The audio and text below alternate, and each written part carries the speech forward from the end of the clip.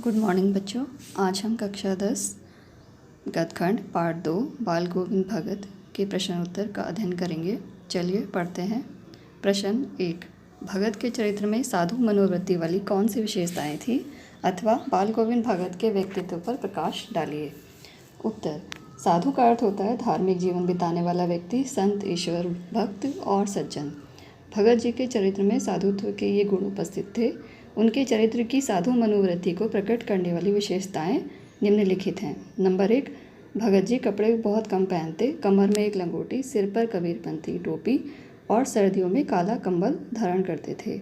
Number 2, वे कबीर को साहब अथवा ईश्वर मानते और उनके ही आदर्शों पर चलते थे। वे कबीर की ही भांति गृहस्थ होकर भी संसार से विरक्त थे। नंबर 3, वे कभी झूठ नहीं बोलते थे और सभी से खरा व्यवहार करते थे। नंबर 4, वे बिना वजह किसी से लड़ाई झगड़ा भी नहीं करते थे। प्रश्न 5 नंबर 5, वे जीवन में नियमों के इतने पक्के थे कि किसी की चीज़ को छूते तक ना थे, ना उसे बिना पूछे व्यवहार में लाते। वे दूसरे के खेत में शौच के लिए भी नहीं बैठते थे। जीवन के नियम और व्रतों के लिए उनकी दृढ़ता का परिचय इसी बात से मिलता है कि तबीयत खराब होने पर भी उन्होंने अपने स्नान, ध्यान और भजन आदि के नियमों को नहीं तोड़ा। नंबर 6, उनके खेत में जो भी पैदा होता उसे पहले कबीरपंथी मठ में भेंट करते। नंबर 7, प्रतिदिन कबीर के भजन गाते, आत्मा परमात्मा में विश्वास करते। नंबर 8, वास्तव में सच्चा साधु वही होता है जो समाज की अज्ञानता को दूर कर उसमें ज्ञान बांटे और उसकी निरर्थक रूढ़ियों को समाप्त कर नई परंपराओं का प्रवर्तन करे। बाल गोविंद भगत इस दृष्टि से पक्के साधु थे क्योंकि उन्होंने समाज को अपने कर्तव्यों को निष्ठापूर्वक संपन्न करने का संदेश देने के साथ समाज में स्त्री को पुरुष से छोटा मानने की रूढ़ि का खंडन करके अपनी पतोह से ही बेटे की चिता को मुखाग्नि दिलाई और उसके भाई को बुलाकर उसके पुनर्विवाह का दृढ़ आदेश दिया। उपरोक्त विशेषताओं से स्पष्ट है कि भगत जी साधु प्रवृत्ति के व्यक्ति थे। प्रश्न 2, भगत की पुत्रवधू उन्हें अकेला क्यों नहीं छोड़ना चाहती थी। उत्तर, भगत की पुत्रवधू उनकी वृद्धावस्था के कारण उन्हें अकेला नहीं छोड़ना चाहती थी। उसका तर्क था, वृद्धावस्था में कौन भगत जी के लिए भोजन बनाएगा, बीमार पड़े तो कौन उनकी देखभाल करेगा। ऐसे ही सब कारणों से भगत की पुत्रवधू उन्हें अकेला नहीं छोड़ना चाहती थी। प्रश्न 3, भगत ने अपने बेटे की मृत्यु पर अपनी भावनाएं किस तरह व्यक्त की। उत्तर, एक दिन भगत का जवान बेटा मर गया। उन्होंने बेटे को आंगन में एक चटाई पर लिटाकर एक सफ़ेद कपड़े से ढक दिया। अपने आंगन में लगे कुछ फूल तोड़कर उन्होंने पुत्र के शव पर बिखेर दिए। भगत ने शव के सिराने पर एक चिराग जलाकर रख दिया और उसके समीप ही जमीन पर एक आसन जमाकर गीत गाए जा रहे थे। उसी पुराने स्वर के साथ घर में पुत्रवधू रो रही थी, जिसे गांव की स्त्रियां चुप कराने का प्रयास कर रही थीं।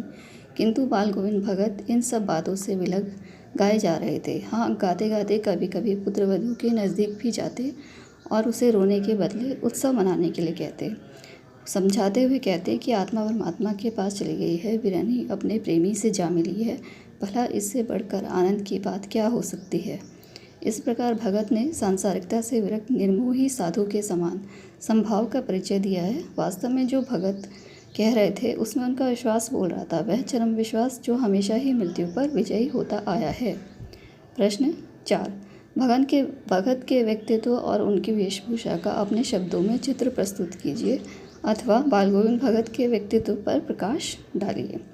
उत्तर, बाल गोविंद भगत मंझोले कद के गोरे चिट्टे आदमी थे। उनकी आयु 60 से अधिक होगी। सिर के बाल पक गए थे। वे लंबी दाढ़ी या जटाजूट तो नहीं रखते थे, किंतु दाढ़ी जरूर रखते थे जो सफ़ेद थी। कपड़े बहुत कम पहनते, कमर में एक लंगोटी, सिर पर कबीरपंथियों की टोपी, सर्दियों में ऊपर से एक काला कंबल ओढ़ लेते थे। मस्तक पर रामानंदी टीका लगाते थे और गले में तुलसी की जड़ों की एक माला पहनते थे। इस प्रकार भगत का व्यक्तित्व व वेशभूषा बिल्कुल साधारण थी। प्रश्न 5, बाल गोविंद भगत की दिनचर्या लोगों की अचरज का कारण क्यों थी। उत्तर, बाल गोविंद भगत गृहस्थ थे, किंतु उनकी दिनचर्या साधुओं जैसी थी। वे कभी झूठ ना बोलते, दूसरों की वस्तुओं को ना छूते, ना उनका इस्तेमाल करते। वे दूसरों के खेतों में शौच के लिए भी नहीं जाते थे। इसलिए लोगों को लगता कि किस प्रकार गृहस्थ होकर वे भगत इतने साधारण जीवन का निर्वाह कर लेते हैं, जबकि एक आदमी के लिए यह सब बड़ा कठिन था। इसलिए भगत की दिनचर्या लोगों के अचरज का कारण थी। प्रश्न 6, पाठ के आधार पर बताइए कि बाल गोविंद भगत की कबीर पर श्रद्धा किन किन रूपों में प्रकट हुई है।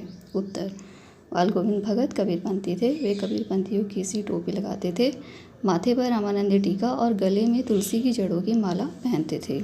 वे कबीर को साहब मानते और उन्हीं के गीतों को गाते, उन्हीं के आदर्शों पर चलते थे। जो कुछ खेत में पैदा होता सिर पर लाद कर पहले उसे कबीरपंथी मठ में ले जाते और भेंट करते। प्रसाद स्वरूप जो भी वहाँ से वापस मिलता उसी से अपना गुजारा करते। पुत्र की मृत्यु पर भी वे रोए नहीं, बल्कि आत्मा के परमात्मा से मिलन के कबीर के भाव को अपने गीतों से साकार करते प्रतीत होते हैं। इस प्रकार स्पष्ट है कि बाल गोविंद भगत की कबीर पर अटूट श्रद्धा थी। प्रश्न 7, आपकी दृष्टि में भगत की कबीर पर अगाध श्रद्धा के क्या कारण रहे होंगे। उत्तर, कबीर मूलतः एक संत कवि थे, परंतु धर्म के बाहरी आचार व्यवहार तथा कर्म कांडों में उनकी लेश मात्र भी आस्था नहीं थी।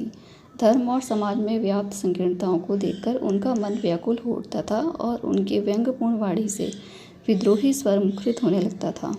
वस्तुतः कबीर का ऐसा तूफानी व्यक्तित्व था जिसने रूढ़ी और परंपरा की जर्जर दीवारों को धराशायी कर दिया और फिर एकता की मजबूत नींव पर मानवता का विशाल दुर्ग खड़ा कर दिया। कबीर फक्कड़ प्रवृत्ति के संत थे। उन्हें निडरता के साथ समाज में फैले आडंबरों का विरोध किया और अज्ञान में डूबी मानवता को नया प्रकाश दिया। संभवतः इन्हीं कारणों से भगत की कबीर पर अगाध श्रद्धा रही होगी। प्रश्न 8, मोह और प्रेम में अंतर होता है। भगत के जीवन में किस घटना के आधार पर इस कथन को सच सिद्ध करेंगे। उत्तर, मोह और प्रेम में अत्यंत सूक्ष्म अंतर होता है। मोह में पक्षपात होता है, जबकि प्रेम निष्पक्ष और निस्वार्थ होता है।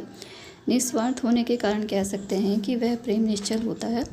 बाल गोविंद भगत का इकलौता पुत्र सुस्त्र और बोधा सा था और वे यह भी जानते थे कि इसको निगरानी की बहुत आवश्यकता है। ऐसे में वह गृहस्थ का भार नहीं उठा सकता था। फिर भी उन्होंने उसकी बड़ी साथ से शादी कराई। यह उनका पुत्र के प्रति मोह था।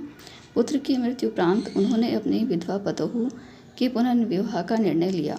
यह उनके पतोहू के प्रति निस्वार्थ प्रेम था। यद्यपि पतोहू विवाह नहीं करना चाहती थी, वह सोचती थी कि बुढ़ापे में उसके ससुर भगत की देखभाल कौन करेगा। उसने यह बात बाल गोविंद भगत के सामने रखी, किंतु बाल गोविंद भगत ने एक सच्चे पिता के पुत्री के प्रति पवित्र प्रेम का निर्वहन करते हुए पतोहू से स्पष्ट कह दिया कि यदि तू नहीं जाएगी तो मैं इस घर को छोड़कर चल दूंगा। यदि बाल गोविंद भगत स्वार्थ देखते कि पतोहू बुढ़ापे में उनकी देखभाल करेगी तो वे उसके विवाह ना करने के आग्रह को स्वीकार कर सकते थे, किंतु उन्होंने ऐसा नहीं करके पतोहू के प्रति अपने पुत्री प्रेम का निर्वहन किया। बच्चों, आप इन प्रश्नों को ध्यान से अपनी कॉपी से देखकर पढ़ेंगे एवं सुनेंगे और याद कर लेंगे।